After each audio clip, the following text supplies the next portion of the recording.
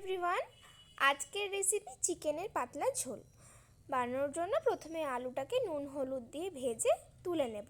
তারপর কড়াইয়ে দারচিনি, এলাচ, শুকনো লঙ্কা ফোড়ন দিয়ে পেঁয়াজটা হালকা ভেজে নিয়ে তার মধ্যে দিয়ে দেবো আদা বাটা, রসুন বাটা, কাঁচা লঙ্কা বাটা, জিরে বাটা দিয়ে ভালো করে মিক্স করে নিয়ে তারপর একে একে লঙ্কা, জিরে, নুন, হলুদ গুঁড়ো সব দিয়ে অল্প একটু জল দিয়ে ভালো করে কষে নিয়ে তারপর চিকেনগুলো দিয়ে দিতে হবে।